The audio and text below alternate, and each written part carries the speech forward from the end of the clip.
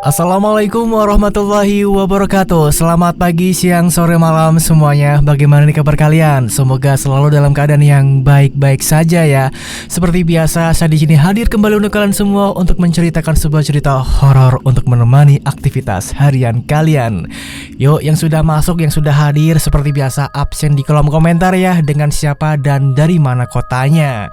Biar saya makin kenal dekat dengan kalian semua, seperti yang sudah dicontohkan sama orang-orang tercinta saya yang selalu setia menonton channel Dimensi Mimpi. Siapakah dia? Ada Mama Dut, ada Mbak Esther, ada Kak Hani, ada Kak Herlina, ada Mas Eko, dan semua yang sudah nonton channel Dimensi Mimpi. Terima kasih banyak. Tapi yang sering absen hanya mereka ya, nggak apa-apa. Nanti juga yang lain bakal tiru-tiru. Oke, untuk di cerita kali ini ada sebuah cerita masih berkaitan tentang pesugihan lagi ya. Tapi untuk kali ini pesugihannya itu menggunakan pocong. Serem banget, sumpah itu setan yang paling saya takuti sih, pocong ya. Karena ya serem aja gitu, masa setan dibungkus tapi kok bisa nakut-nakutin ya. Jadi ceritanya itu ada sebuah keluarga yang punya usaha bakso ya. Bakso dagangannya itu laris manis banget. Tapi bukan karena baksonya itu enak atau gimana ya, karena memang mereka menggunakan penglarisan pocong. Serem banget ya. Yang katanya tuh baksonya itu kasih ludah gitu sama pocongnya itu, makanya jadi enak. Penasaran gitu, kok bisa ya bumbu-bumbu aja kalah gitu loh sama ludahnya pocong. Kok bisa makanan diludahi pocong tuh kok jadi enak? Kenapa? Kok bisa kalah sama micin, kalah sama royco, kalah sama garam ya? Kok bisa ya? Seperti apa sih ceritanya? Oke, langsung aja kita masuk ke dalam ceritanya.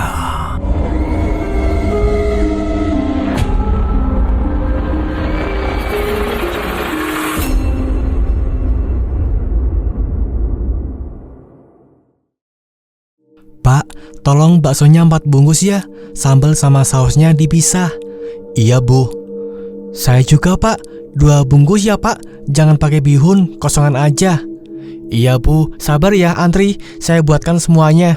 Begitu juga sahutan pembeli lain yang berdesakan antri demi mendapatkan bakso buatannya Pak Sumanto. Kala itu, Sumanto benar-benar kewalahan melayani para pembeli yang berjibun di kiosnya.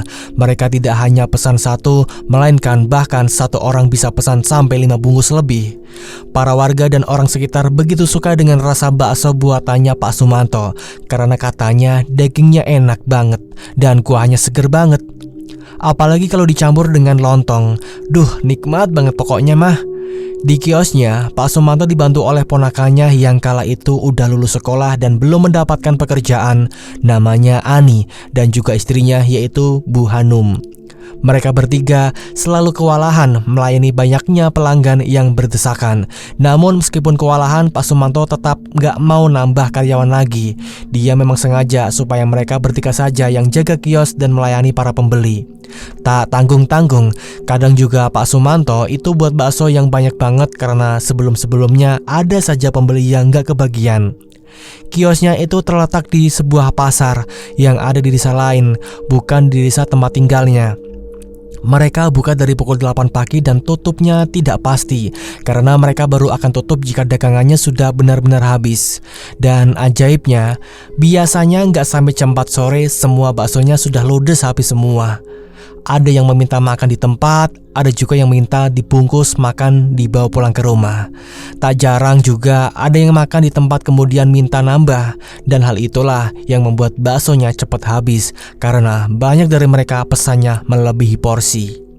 Singkat cerita, sore pun tiba dan semuanya udah ludes. Kini mereka bertiga bersiap untuk mengemasi perkakas dan membersihkan kios. Usai selesai semua, Ani pulang ke rumahnya sendiri. Begitu juga dengan Pak Sumanto dan Bu Hanum yang langsung pulang ke rumah. Jarak rumah Pak Sumanto ke kios lumayan jauh. Dia menempuh waktu 20 menit untuk sampai. Pak Sumanto udah jalani usahanya itu semenjak dirinya dulu dikeluarkan dari pabrik. Setibanya di rumah, Pak Sumanto dan Bu Hanum gantian untuk mandi dan kemudian lanjut menghitung penghasilan hari itu yang jumlahnya banyak banget. Meskipun punya uang banyak sekarang, namun mereka masih merasa kurang karena selama ini mereka belum juga diberikan momongan, padahal usia mereka sudah hampir menginjak kepala 4. Pernah dulu periksa ke dokter dan alhamdulillah di keduanya nggak terdeteksi mandul. Mungkin memang mereka belum saja diberi kesempatan untuk punya momongan. Usai selesai menghitung uang, Bu Hanum beranjak untuk tidur lebih dulu karena sudah ngantuk dan lelah. Sementara Pak Sumanto saat itu menuju ke sebuah ruangan khusus yang ada di dalam rumahnya.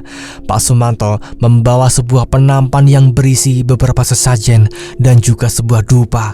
Dia melakukan sebuah ritual rutinitasnya setiap 3 hari sekali. Dia menghidupkan dupa dan membacakan sesuatu dengan mulut yang berkomat-kamit untuk memanggil sosok gaib untuk datang ke dalam ruangannya. Saat itu, dupa sudah mengasap di dalam ruangan itu setelah Pak Sumanto sudah membakarnya. Di dalam juga Pak Sumanto sudah siapkan sesajen kembang 7 rupa dan sajen lainnya. Dia sangat fokus sekali merapalkan mantranya dengan kedua mata dipejamkan dan duduk bersila. Sesaat kemudian, hembusan angin masuk ke dalam ruangan ritual itu melewati jendela dan membuat asap dupa yang mengepul itu bergerak ke sana kemari. Tak berselang lama, muncullah sebuah asap tipis dan berubah menjadi sosok pocong dengan baju yang lusuh penuh dengan tanah dan baunya busuk sekali. Saat itu Pak Sumanto pun langsung membuka kedua matanya dan menghentikan membacakan mantranya.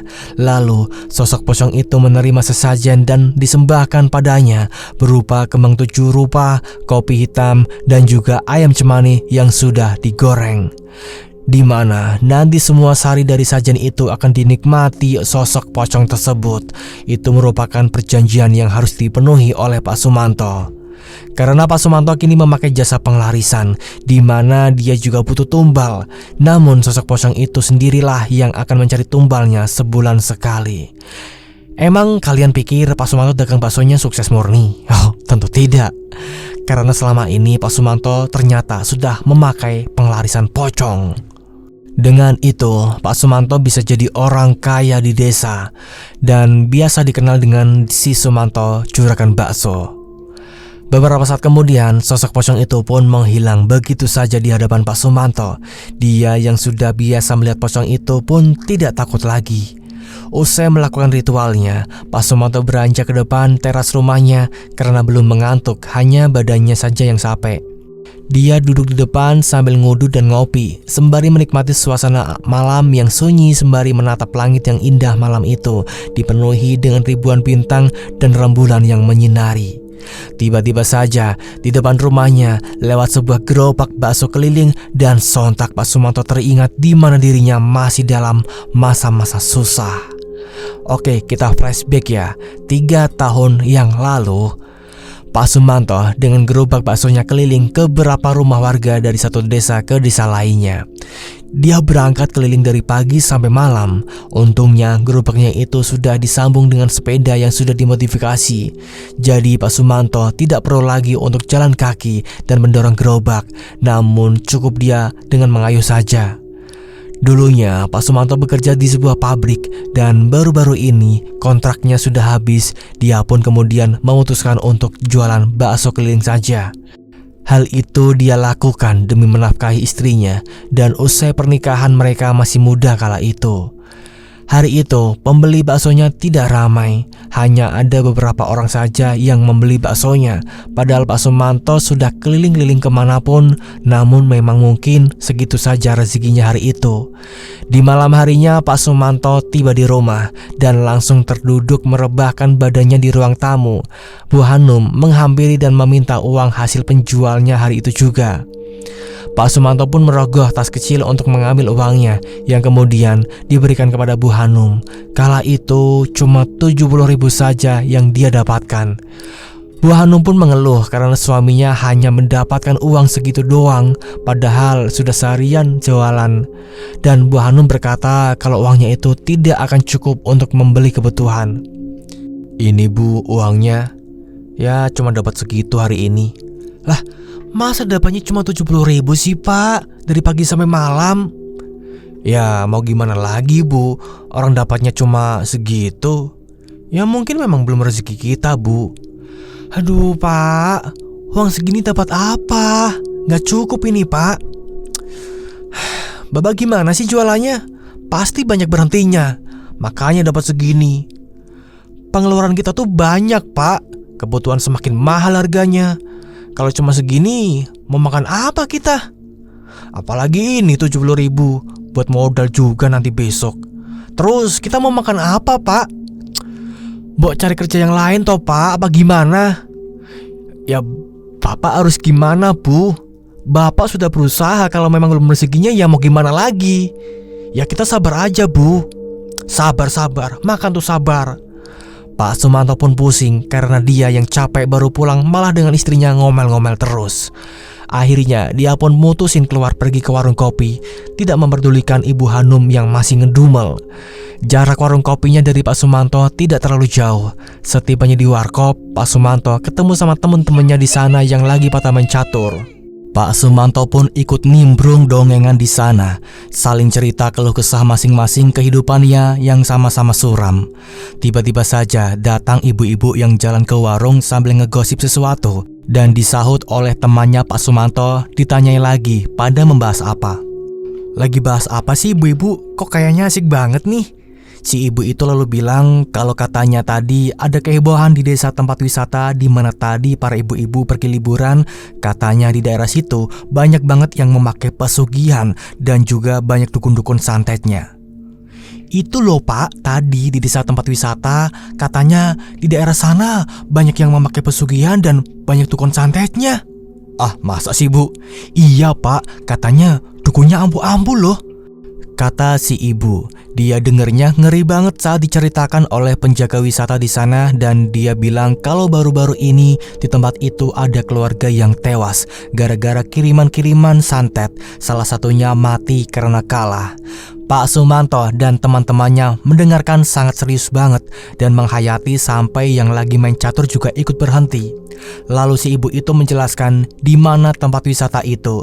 Kemudian mereka pamit untuk lanjut beli gula dan segera pulang. Udah dulu ya bapak-bapak, kita mau ke warung dulu, mau beli gula. Iya Bu. Pak Sumanto dan teman-temannya yang lain pun melanjutkan dongengan dan membahas apa yang ibu-ibu katakan. Berbeda dengan Pak Sumanti yang tiba-tiba malah kepikiran untuk melakukan pesugihan saja biar cepet kaya. Toh nggak bakal ada yang tahu asal dia jaga rapat-rapat rahasianya. Mungkin nanti dia akan diskusikan dengan Bu Hanum terlebih dahulu. Mereka pun lanjut nongkrong sampai pagi. Namun Pak Sumanto pulang ketika jam sudah sampai 12 malam. Saya pulang dulu ya bapak-bapak. Ah, buru-buru amat Pak. Iya Pak, saya besok kan harus jualan lagi keliling. Ya sudah, hati-hati ya Pak. Setibanya di rumah, dia buka pintu dengan kunci serep yang Pak Sumanto bawa dan langsung beranjak masuk ke dalam kamar. Pak Sumanto membangunkan Bu Hanum yang sudah tertidur. Bu Hanum pun terbangun dengan kesal karena sedang enak tidur malah dibangunin. Bu, ibu, bangun Bu. Bu, ada apa sih Pak? Ganggu aja. Ibu capek Pak. Pak Sumanto pun kemudian cerita soal apa yang dikatakan oleh ibu-ibu tadi. Kemudian mengajak Bu Hanum untuk melakukan pesugihan saja biar cepat kaya. Bu, tadi bapak di warkop ada ibu-ibu terus mereka ngegosip. Katanya tadi di tempat wisata ibu-ibu dengar kalau di daerah wisata itu banyak sekali dukun pesugihan bahkan santet. Ya terus kenapa Pak? Apa masalahnya buat kita? Bapak ganggu ibu tidur saja. Tunggu dulu Bu, bapak belum selesai ngomong. Gimana kalau kita melakukan pesugihan saja Bu biar cepat kaya? Sontak Bu Hanum pun terkejut dengan idenya Pak Sumanto dan bertanya apakah risikonya nanti nggak besar. Tapi Pak Sumanto mencoba merayu Bu Hanum dengan berkata jika melakukan pesugihan maka nantinya hidupnya akan berubah dan gak miskin lagi. Semua yang nanti dia mau akan terpenuhi. Gak mau Pak, nanti resikonya gede, pasti kan ada tumbalnya. Emangnya ibu gak mau hidup enak kaya raya banyak uang dan apa yang ibu mau bisa terpenuhi? Seketika Bu Hanum pun terdiam. Bu Hanum yang notabene cewek dan doyan uang akhirnya setuju atas idenya Pak Sumanto. Namun dia bertanya apakah Pak Sumanto tahu lokasinya. Ya sudah kalau gitu Pak, ibu setuju deh. Tapi emangnya bapak tahu lokasinya? Sudah, ibu lanjut tidur aja sana. Besok ikut aja sama bapak ke lokasinya. Pak Sumanto kemudian menyuruh Ibu Hanum untuk lanjut tidur dan besok untuk ikut saja sama Pak Sumanto ke lokasi yang tadi disebutkan oleh ibu-ibu di warung. Nah, singkat cerita nih, keesokan paginya, usai mereka telah sarapan dan bersiap, dengan motornya Pak Sumanto dan Bu Hanum pergi menuju lokasi daerah wisata yang kemarin kata ibu-ibu itu. Jaraknya lumayan jauh dan bahkan mereka sempat rehat beberapa kali di warung. Hingga beberapa jam kemudian tibalah mereka di desa itu. Namun Pak Sumanto belum tahu di mana orang yang biasa melakukan pesugihan, hingga akhirnya mereka mampir ke sebuah warung dan tanya-tanya soal di mana letaknya dukun kampung ini. Permisi Pak, maaf saya mau tanya, di mana ya letaknya rumah dukun di kampung ini? Si bapak pemilik warung itu pun malah balik bertanya kepada Pak Sumanto, karena memang itu bukan hal yang tabu di desa itu, karena mereka memang sudah terbiasa didatangi tamu yang mau pada ke dukun. Lalu si bapak itu menjelaskan kalau di sini itu banyak sekali dukun, cuman rumahnya memang tidak seperti dukun-dukun pada umumnya. Kemudian bapak itu menyarankan untuk datang ke rumah belakang balai desa saja, karena di sana ada salah satu rumah dukun yang lumayan ampuh dan mungkin bisa melakukan pesugihan. Emangnya bapak mau apa ke dukun? Saya mau nyari dukun yang bisa pesugihan Pak. Kalau itu bapak pergi saja ke rumah yang ada di belakang balai desa Pak. Kemungkinan di sana bisa melakukan pesugihan. Oh iya makasih Pak, nanti kami ke sana. Saat itu Pak Sumanto dan Bu Hanum segera menghabiskan makanannya terlebih dahulu, dan kemudian mereka segera berpamitan dan membayar makanannya, lalu beranjak pergi ke rumah yang ada di belakang balai desa itu yang disarankan oleh pemilik warung tadi. Beberapa saat kemudian mereka sampai di rumah yang ada di belakang balai desa dan mereka pun menyambangi rumah itu. Permisi. Permisi. Krek. Muncullah sosok kakek tua yang bernama Mbah Sireng. Lalu beliau langsung menyuruh Pak Sumanto dan Bu Hanum untuk masuk ke dalam rumahnya. Kemudian Mbah Sireng menanyakan maksud kedatangan mereka ke rumahnya, apakah mau menyantet seseorang atau gimana. Kalian datang ke sini mau apa? Mau nyantet seseorang? Bukan Mbah, kita ke sini mau cari jasa pesugihan biar cepat kaya Mbah. Usaha apa yang kau miliki? Saya punya usaha bakso keliling Mbah. Mbah Sireng pun mengangguk-angguk, dan kemudian beliau mengatakan kepada Pak Sumanto kalau Pak Sumanto untuk melakukan pesugihan ludah pocong saja biar nantinya baksonya laris manis. Kau bisa melakukan pesugihan ludah pocong supaya baksonya laris, gimana? Iya Mbah, saya mau asalkan nanti saya bisa cepat kaya. Tapi ada syaratnya. Apa Mbah syaratnya? Kau harus bayar maharnya terlebih dulu 10 juta. Dan nanti kau harus mencari pocong sendiri. Nyari pocong sendiri Mbah? Emang gimana caranya Mbah? Dengerin saya dulu, saya belum selesai ngomong. Iya Mbah, maaf.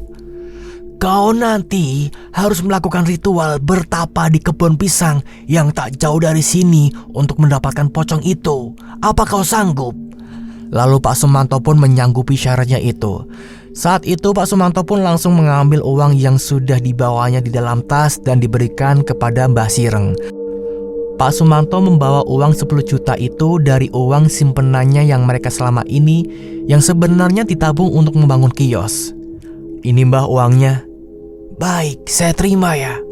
Iya Mbah, dihitung dulu saja. Hah, gak usah.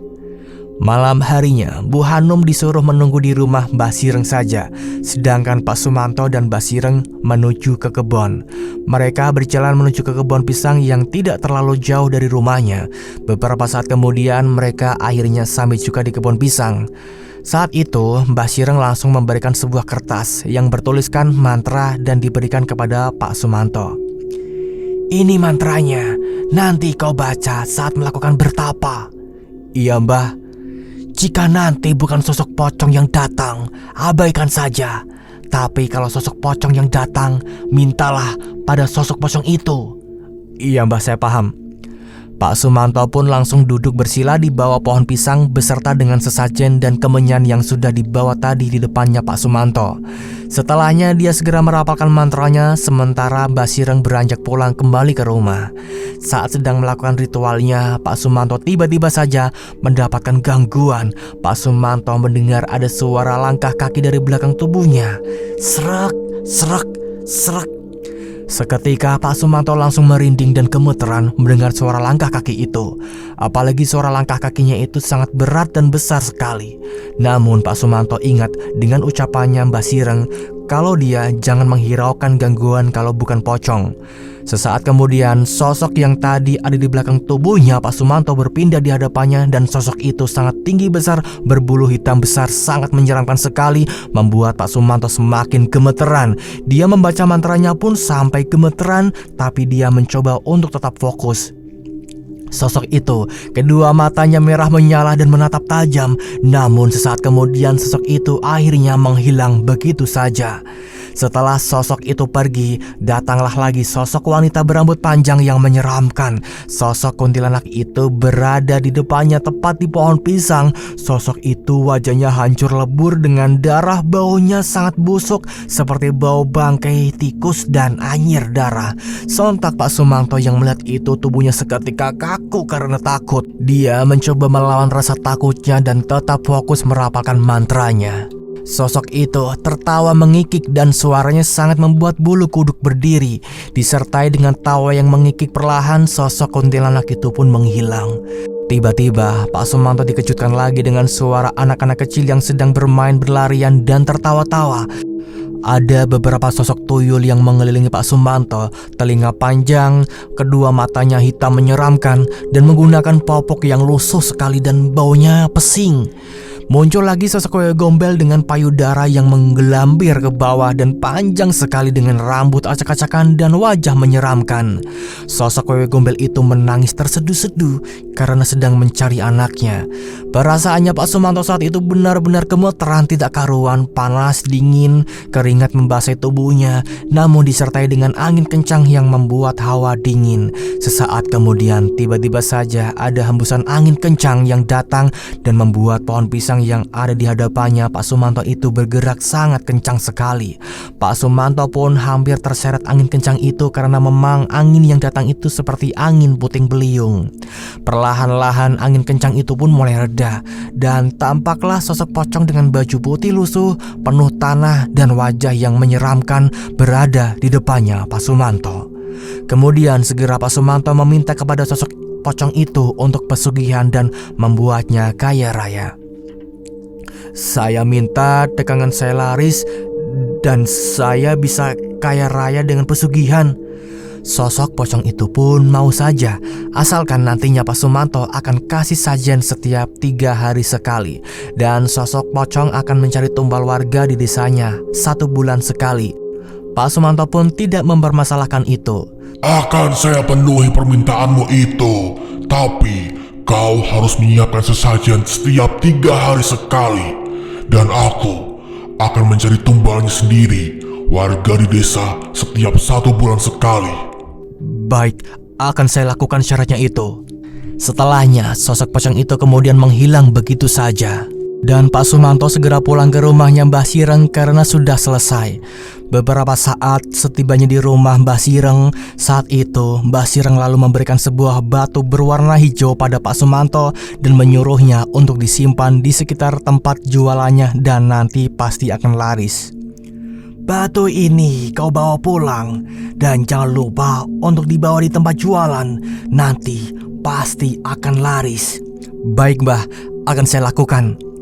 Pak Sumanto yang sudah paham, dia pun segera pulang bersama dengan Bu Hanum. Hingga setibanya di rumah, Pak Sumanto dan Bu Hanum langsung tepar tidur. Singkat cerita, pada keesokan harinya, Pak Sumanto mencoba jimat itu dan membawanya keliling jualan bakso seperti biasanya. Dengan semangat pagi itu Pak Sumanto berkeliling dari satu desa ke desa lain. Dan benar saja, saat itu langsung banyak sekali yang membeli baksonya. Meskipun ada pembeli yang membawa pulang dibungkus, namun rasanya masih tetap enak.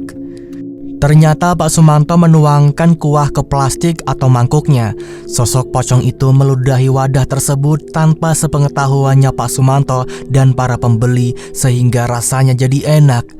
Karena dagangannya sudah habis semua, Pak Sumanto pun pulang lebih awal kala itu. Dan dia sangat senang karena bisa pulang cepat, jadi bisa istirahat. Beberapa saat kemudian, Pak Sumanto pun akhirnya sampai juga di rumah. Dan Bu Hanum yang ada di depan teras rumah terkejut karena Pak Sumanto masih jam 2 siang sudah pulang. "Loh, Bapak kok udah pulang?" "Ya pulanglah Bu, sudah habis semua." Lalu mereka pun masuk ke dalam dan membicarakan, soalnya takut ada tetangga yang dengar obrolan mereka. "Pak, berarti pelarisan yang kita pakai ini beneran ampuh ya Pak?" "Iya Bu, Bapak juga nggak nyangka. Baru beberapa jam langsung habis. Nggak kayak biasanya, Bapak jualan sampai malam." "Kita hitung uang penghasilannya yuk Pak." "Iya Bu." Mereka dengan semangat menghitung jumlah penghasilan penjualan hari itu. Dan tidak lupa juga Pak Sumanto setiap 3 hari sekali akan melakukan ritualnya di ruangan khusus yang ada di dalam rumahnya. Hingga suatu hari, usai uangnya terkumpul semuanya, Pak Sumanto langsung bikin kios bakso di pasar yang ada di desa lain. Batu berwarna hijau itu pun selalu Pak Sumanto bawa di kiosnya. Tak disangka, baru buka kiosnya langsung rame diminati banyak orang kala itu. Pak Sumanto sampai kewalahan berjualan hingga akhirnya dia mengajak salah satu keponakannya yang belum kerja untuk bantu-bantu di kiosnya. Semenjak saat itu hingga kini, usaha kios baksonya Pak Sumanto semakin berkembang dan selalu laris. Bahkan dari usahanya itu Pak Sumanto bisa merenovasi rumah dan juga beli kendaraan mewah. Oke, flashbacknya sudah selesai. Kita kembali ke masa yang sekarang ya. Seketika Pak Sumanto terlonjak kaget ketika sedang melamun, tiba-tiba ada kucing yang mengelus kakinya di depan teras rumah melihat mamang-mamang bakso keliling di depan rumahnya tadi. Pak Sumanto pun hanya menghela nafas panjang kala itu dan segera masuk ke dalam rumah.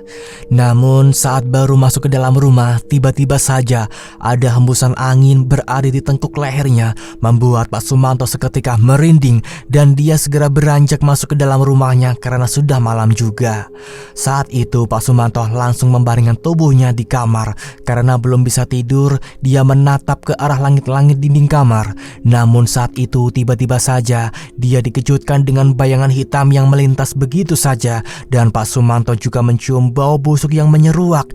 Semakin lama Pak Sumanto memandangi langit-langit dinding kamarnya, sontak betapa terkejutnya dia kalau di langit dindingnya itu seketika ada sosok wanita dengan wajah menyeramkan dan rambut panjang seakan darah di wajahnya akan jatuh ke wajah Pak Sumanto.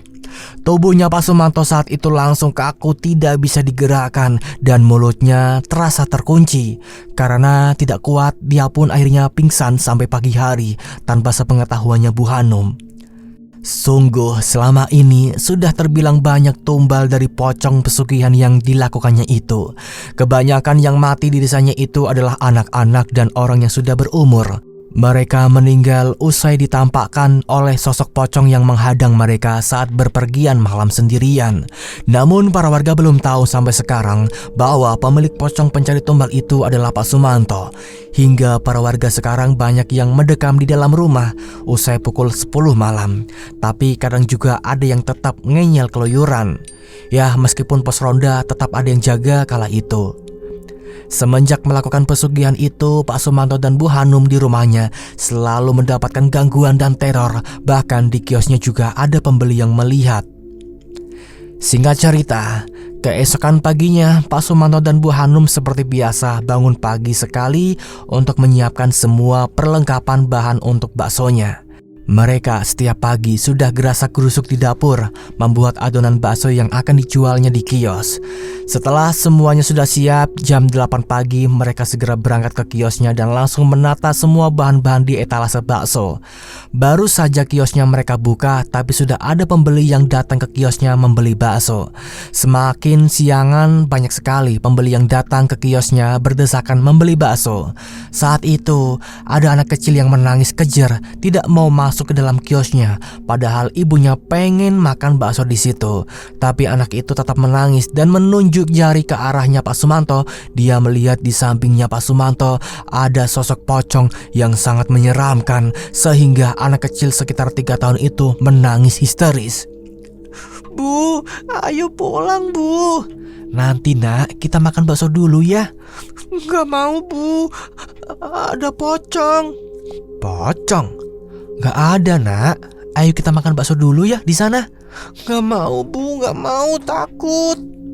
Karena gak tega melihat anaknya yang menangis dan ketakutan sampai sesenggukan, akhirnya ibu itu tidak jadi membeli bakso di kiosnya dan beranjak pulang. Tapi untungnya para pembeli yang lain tidak mendengar apa yang dikatakan oleh anak kecil itu. Hari ini sangat ramai sekali, dan kebetulan Bu Hanum dan Pak Sumanto bikin baksonya banyak sekali, sehingga mereka buka kiosnya sampai malam seperti biasanya. Malam itu sehabis maghrib sudah ada beberapa orang yang datang ke kiosnya untuk makan bakso, kebetulan malam minggu. Jadi banyak anak muda yang datang ke kiosnya. Ada yang bersama dengan teman, ada yang juga bersama dengan pacarnya, tapi ada ibu-ibu dan keluarganya juga. Pokoknya malam itu ramai banget. Karena memang kalau malam minggu Pak Sumanto dan Bu Hanum buka kiosnya sampai malam. Ada salah satu pembeli anak muda yang hendak ke toilet belakang kios yang sudah disediakan dan bertanya terlebih dahulu kepada Pak Sumanto. "Maaf Pak, mau nanya, ada toilet nggak ya? Saya kebelet." "Oh ada Mbak, itu di belakang." "Makasih ya Pak." Saat itu segera dia ke sana dan baru saja dia membuka pintu toiletnya, dia dikejutkan dengan sosok yang sangat menyeramkan sekali, yaitu sosok pocong yang berdiri dengan wajah sangat menyeramkan, baju putih lusuh penuh tanah dan baunya sangat busuk sekali. Sontak dia langsung teriak kencang, tubuhnya sangat kaku sekali. Sontak semua yang ada di kios itu heboh dan menghampiri. Seketika wanita itu pun ambruk pingsan di depan toilet karena tidak kuat melihat sosok pocong itu. Semua pembeli yang ada di dalam kios itu pun langsung menghampiri dan membawa ke depan kios. Saat itu temannya mencoba untuk menyadarkan wanita itu, dan beberapa saat kemudian dia sadar juga. Bu Hanum saat itu langsung menyiapkan teh hangat dan diberikan kepada wanita yang pingsan itu. Setelahnya wanita itu wajahnya terlihat pucat dan langsung mengajak temannya untuk pergi dari kiosnya Pak Sumanto. Hingga akhirnya semua kembali menyantap baksonya lagi, karena mereka tidak tahu apa yang sebenarnya sudah terjadi. Singkat cerita, pada malam harinya Pak Sumanto dan Bu Hanum serta Ani segera beres-beres untuk menutup kiosnya. Namun saat itu sebelum pulang, Ani tiba-tiba saja kebelet buang air kecil. Dia pun meminta Pak Sumanto dan Bu Hanum menunggu sebentar. "Bule, Pak Le, aku mau ke toilet dulu ya sebentar, jangan ditinggal." "Ya udah sana, jangan lama-lama ya Ni." "Iya." Saat itu, Ani pun langsung beranjak menuju ke toilet untuk buang air kecil. Ketika dia sedang berada di dalam toilet, tiba-tiba saja dia mendengar ada yang mengetuk pintu rumahnya. Pintu rumah? Pintu toilet maksudnya.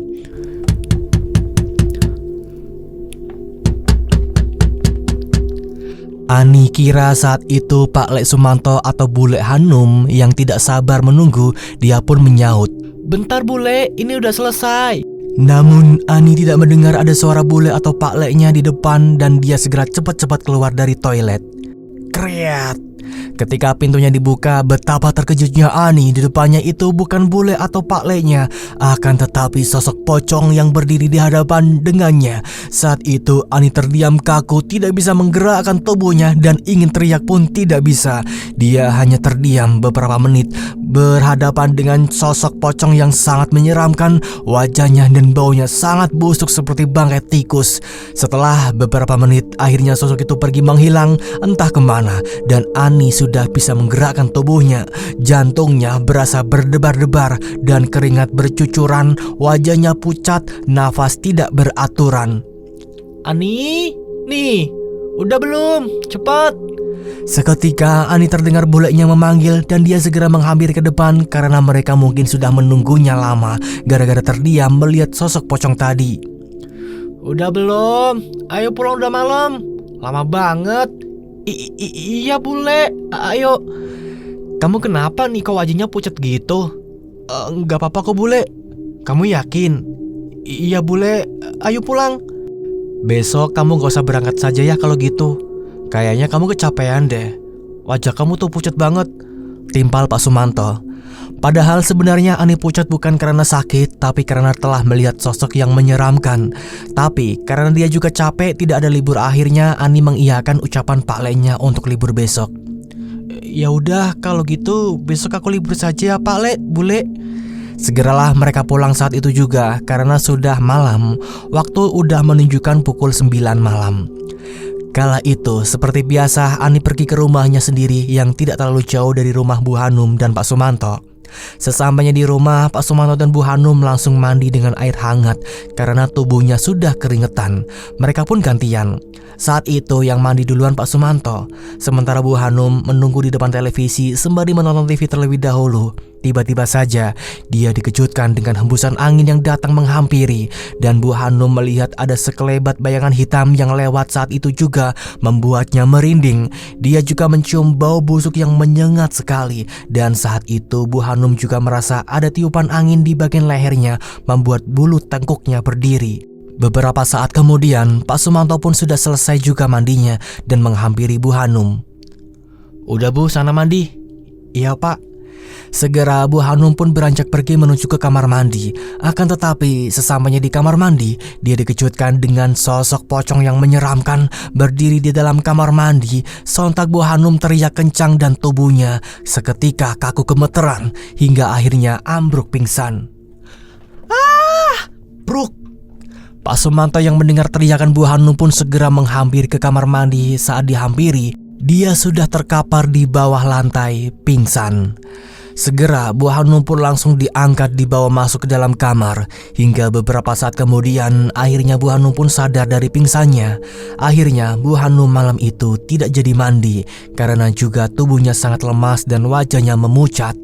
Malam itu di desanya Pak Sumanto seperti biasanya ada bapak-bapak yang sedang jaga ngeronda malam-malam di pos ronda. Tak terasa malam semakin larut. Sekitar pukul 3 dini hari bapak-bapak pun kembali ke rumahnya masing-masing lewat jalan berbeda-beda. Saat itu yang berjaga salah satunya ada kakek-kakek yang sudah tua dan beliau biasa ikut kumpul. Beliau berjalan kaki untuk pulang sendirian. Kakek itu melewati jalanan yang sangat gelap sekali. Tiba-tiba saja kakek itu mendengar ada suara di belakang tubuhnya, suara seperti langkah kaki. Serak, serak, serak. Karena penasaran, kakek pun menoleh ke belakang. Namun saat dilihat ke belakang, ternyata tidak ada apa-apa di sana. Akan tetapi saat dia menoleh kembali ke depan jalan, betapa terkejutnya kakek itu melihat ada sosok pocong yang berdiri di depannya dengan wajah yang sangat menyeramkan, menatap tajam ke arahnya. Kakek itu langsung terperanjat memegangi dadanya dan beliau tubuhnya terasa kaku. Saat itu juga kakek langsung ambruk pingsan. Keesokan harinya, ada warga yang lewat jalan situ. Mereka terkejut karena tiba-tiba saja melihat ada kakek-kakek yang terkapar di tengah jalan. Warga pun segera membawa kakek itu ke keluarganya, dan ternyata kakek itu sudah meninggal dunia. Diduga meninggalnya karena serangan jantung. Namun anehnya, di bagian wajah kakek itu ada bekas seperti lebam dan bau busuk. Karena semalam wajah kakek itu diludahi oleh sosok pocong dan itu membuatnya lebam. Akan tetapi para warga tidak menduga apa-apa yang mereka kira karena memang kakek sudah tua dan terkena serangan jantung. Sementara pagi itu Pak Sumanto dan Bu Hanum mutusin untuk libur dulu dan kiosnya tutup hari ini, apalagi Ani tidak berangkat kerja. Pak Sumanto juga memberikan uang liburan buat Ani yang katanya mau jalan sama pacarnya. Sedangkan Pak Sumanto dan Bu Hanum memutuskan untuk pergi ke mall dan belanja-belanja di sana. Bu Hanum kala itu mau beli baju-baju dan Pak Sumanto ingin beli gadget iPhone yang terbaru. Mereka keliling mall, mampir makan enak sekalian di sana. Ketika sudah jam 1 siang, mereka putuskan untuk pulang karena hendak rehat. Dan saat menyeberang jalan hendak menuju ke parkiran mobil karena mobilnya Pak Sumanto diparkirkan di luar mall. Tak sengaja batu hijau itu terjatuh tanpa sepengetahuan Pak Sumanto. Batu itu terjatuh menggelinding ke jalan raya dan saat itu langsung terlindas sebuah truk yang sedang mengangkut batu. Akhirnya batu hijau itu retak dan pecah. Sedangkan Pak Sumanto dan Bu Hanum langsung naik ke dalam mobil beranjak pulang ke rumah. Setibanya di rumah, Pak Sumanto merogoh sakunya dan langsung panik karena dia tidak mendapati batu hijau itu di sakunya. Dia segera mencari ke dalam mobil, barangkali jatuh di dalam, namun ternyata tidak ada sama sekali. Bu Hanum pun ikut panik juga saat tahu batu itu hilang. Akhirnya siang itu mereka menyusuri jalan kembali dengan menggunakan motor. Hingga sampai di mall, mereka tetap tidak menemukannya. Akhirnya mereka pulang dengan lesu dan cemas, takut terjadi sesuatu. Bu Hanum juga menyalahkan Pak Sumanto karena sudah terledor. Pak Sumanto pun tidak bisa mengelak karena memang dia yang salah. Akhirnya mereka memutuskan untuk tidur saja malam itu. Namun di dalam tidurnya Pak Sumanto bermimpi didatangi sosok pocong yang terlihat murka dan marah karena rumah tempatnya bersemayam telah hilang dan hancur. Kau sudah merusak dan menghilangkan rumahku. Kau sendiri yang harus menerima balasannya. Tidak, jangan, maafkan aku. Saat itu Pak Sumanto pun langsung terlonjak bangun dan ketakutan. Nafasnya terasa tidak beraturan, jantung berdegup kencang dan keringat membasahi tubuhnya. Pak Sumanto pun langsung mengambil air putih ke dapur. Sesampainya di dapur, tiba-tiba saja Pak Sumanto dikejutkan dengan sebuah asap hitam tipis dan seketika berubah menjadi sosok pocong yang sangat menyeramkan berada di hadapannya. Tubuh Pak Sumanto saat itu langsung kaku, tidak bisa digerakkan dan tubuhnya gemeteran. Sampai akhirnya Pak Sumanto ambruk pingsan saat itu juga. Bruk! Dia pingsan di dapur sampai pagi hari tidak sadar. Singkat cerita, pada keesokan paginya, Pak Sumanto ditemukan di lantai dapur oleh Bu Hanum yang saat itu hendak masak untuk baksonya. Beberapa saat kemudian, Pak Sumanto akhirnya sadar juga dan dia menceritakan kejadiannya itu kepada istrinya. Bu Hanum pun cemas usai mendengar penuturan Pak Sumanto. Akhirnya mereka memutuskan untuk tetap dagang saja hari itu meski tanpa batu itu. Namun hari itu pelanggan yang datang pada kecewa karena semua rasa baksonya yang mendadak tidak enak serta hambar. Bahkan para pelanggan tak menghabiskan baksonya dan dibayar lalu pergi. Katanya nggak mau beli lagi di kios baksonya Pak Sumanto. Banyak banget yang protes kala itu hingga akhirnya Pak Sumanto dan Bu Hanum mencoba mencicipi sendiri dan memang benar rasanya tidak enak. Akhirnya mereka mutusin untuk tutup saja hari itu. Malamnya tidak hanya Pak Sumanto, ternyata Bu Hanum juga mimpi buruk. Akan tetapi saat Bu Hanum terperanjat bangun, dia tidak mendapati Pak Sumanto di kasur. Dia pun mencari ke depan. Nampaklah Pak Sumanto saat itu sedang berdiri di ruang tengah sambil menghadap ke tembok dan menjedok-jedokkan jidatnya ke dinding sampai berdarah. Ternyata dia kesurupan sosok pocong. Dia marah karena Pak Sumanto telah merusak rumahnya dan tidak memberikan sajian lagi sama si pocong itu. Namun sosok pocong itu hendak mengejar Bu Hanum. Bu Hanum segera lari lewat pintu belakang dan segera berteriak minta tolong sama warga. Tolong! Tolong! Tolong! Warga pun kaget saat melihat Bu Hanum teriak dan berlari. Kemudian ditanya, lalu Bu Hanum menjelaskan semuanya. Warga pun datang ke rumah Bu Hanum sekalian membawa Ustadz Yusuf ke rumahnya. Dan saat membuka pintu, salah satu warga kaget karena langsung diterkam oleh Pak Sumanto yang sedang kesurupan. Sontak yang lain langsung nolong dan megangin Pak Sumanto. Ustadz Yusuf menyuruh keluar sosok pocong itu namun menolak. Malah parahnya, sosok pocong itu membeberkan kalau Pak Sumanto dan Bu Hanum telah melakukan pesugihan dan kini mereka melanggar perjanjian. Sosok pocong itu akhirnya menuntut balas.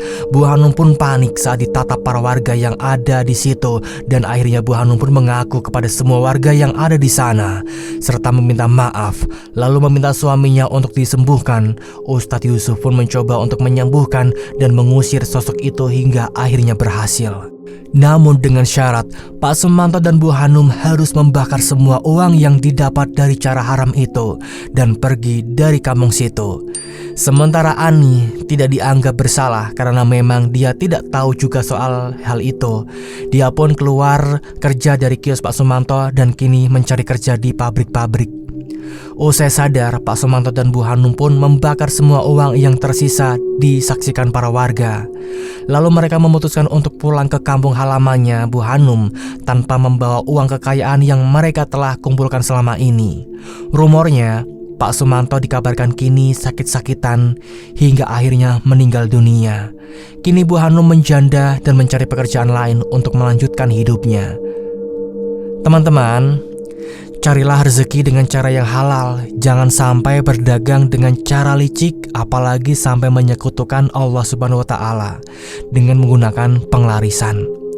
Jangan tergiur dengan harta kekayaan yang instan dan melimpah, namun tidak membuat hidup tenang dan bahagia, malah berakhir menderita.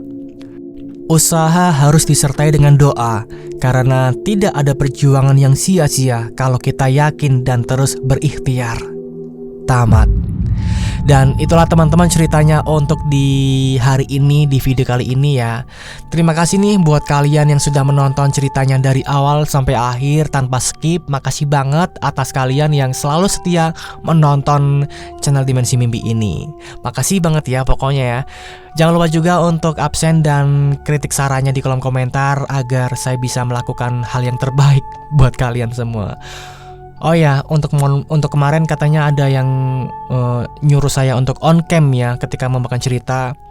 Mungkin suatu saat bakal saya usahakan, namun untuk kali ini saya belum mampu ya untuk on cam sambil membacakan ceritanya, karena itu butuh tenaga yang ekstra banget.